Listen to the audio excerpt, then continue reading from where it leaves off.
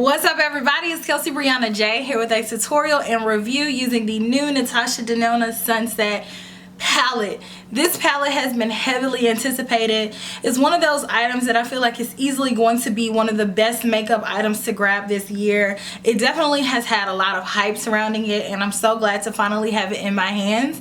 This has sold out on Beautylish and Sephora's website. It has since restocked and sold out again. So I'm lucky I got my hands on it. I wanted to share my thoughts with you guys regarding it and give you guys swatches and a tutorial. That way you can decide whether or not you need it. But let's rewind it back first and let's talk about the packaging and how it was shipped.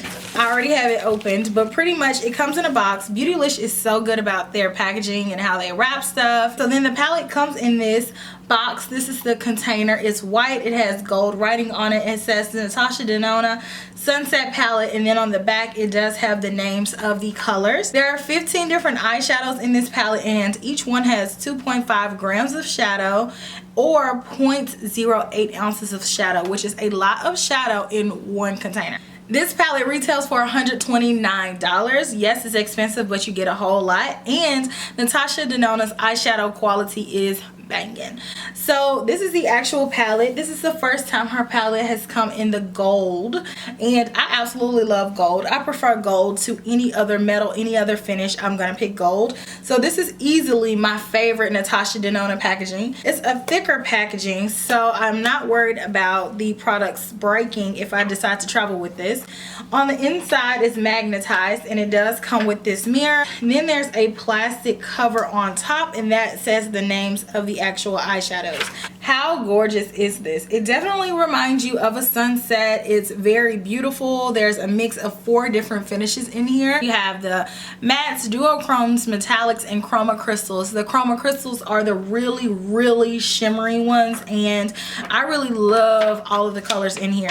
So I worked with about, I don't know, 5-6 of these colors, and they blended out quite nicely. I love the eye look that I was able to get, and I absolutely am in love with this palette. I'm not gonna lie, guys. These eyeshadows are definitely more so on par with her first 2 original eyeshadow palettes. The Star eyeshadow palette to me was beautiful, but that one had a little bit more fallout. These are very finely milled, and I absolutely love them. I love all of her eyeshadow palettes in a different way. She says this is inspired by colors of the sunset. This palette features 15 gorgeous eyeshadow shades in a combination of warm brown tones, burnt oranges, reds, golds, bronzes, and yellows. I feel like her eyeshadow quality is amazing. When I want a really poppin' eye look, I always reach for her palettes, and this one probably will be no exception. The only thing that I feel like is missing from this palette is like a poppin' purple color. She had put a purple in here.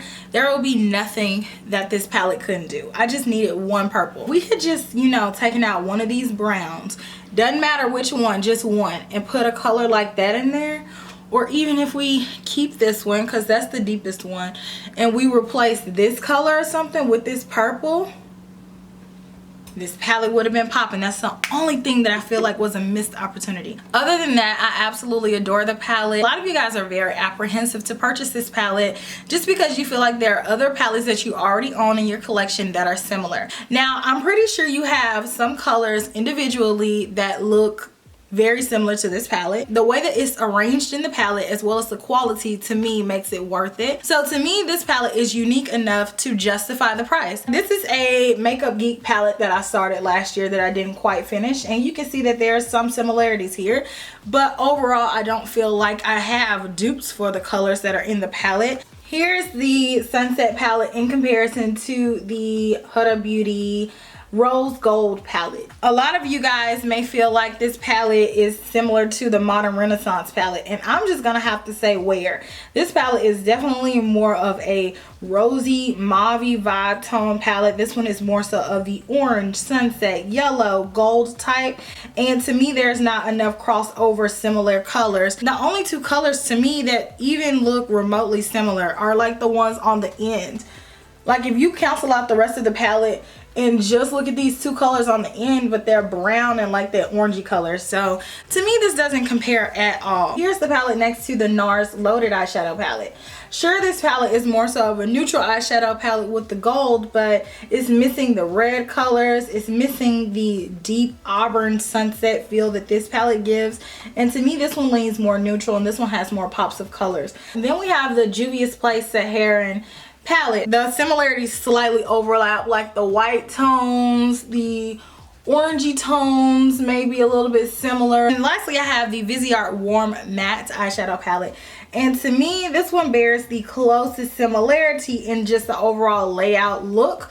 But the Viseart palette is all matte. This one is matte and shimmer. So if you want to have like the depth and just the really beautiful shimmery shades, you are again going to have to reach outside of the palette. If you take off the last 3 shades in the Viseart Warm Matte palette, we're just left with brown neutral colors, and that's when you take away the similarities. This palette for me is unique in my collection. I have colors that are sort of similar, but I don't have anything that is exact. If you're curious to see swatches, I will have that following this, and then immediately following that I will have a tutorial. The swatches will be from left to right, row by row. I hope that you guys enjoy. Talk to you very soon.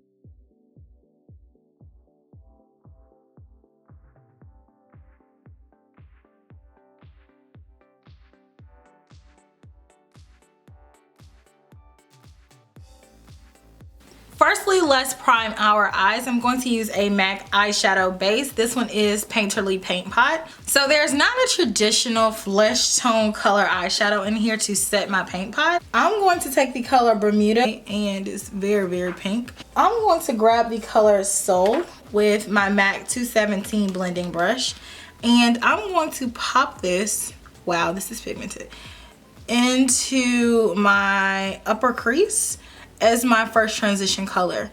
And I lightly grab this color, and it still is super pigmented, but I want this to be my first transition color. So back and forth motions. Next, I'm going to take the color Horizon, same brush. I'm going to apply this directly into the crease. Not too much over the yellow, but just on the edge where it ended.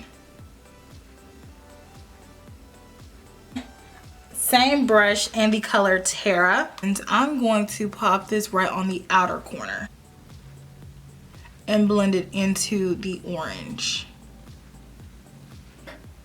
I just want it to be placed here and blend it outwards. But this is about where we should be at this current moment. So if you need to continue blending, definitely get a clean blending brush and blend out everything. Don't add any more color.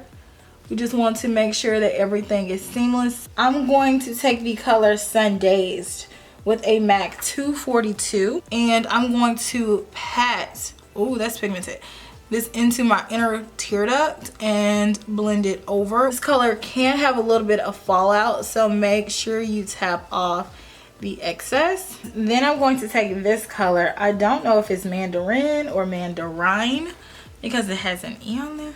Same brush, gently blend that color on the lid right next to where I applied that highlight color. I'm going to pack this color on and blend it over. I'm going to go in with the color Morgana. I'm going to apply that right next to that color we just laid down. That's super pretty. And then lastly, with the same brush, I'm going to pick up the color Igneous. Lightly, and I mean lightly, tap that right on the very outer corner just to add depth. But I do not want this look to be dark, like at all. I just want a little bit more dimension. And make sure you blend it into the crease.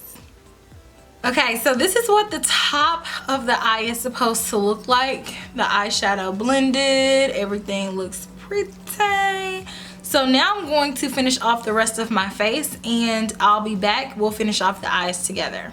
Let's do this. So like I said before, I'm going to go back with Sundays. I now have a Tom Ford number 15 detailer brush. Right on the inner corners, I'm going to re-intensify this color.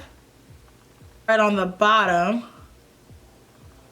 I believe this color is pronounced Pangent, and with the same brush, I'm going to carefully smoke out my bottom lash line with this.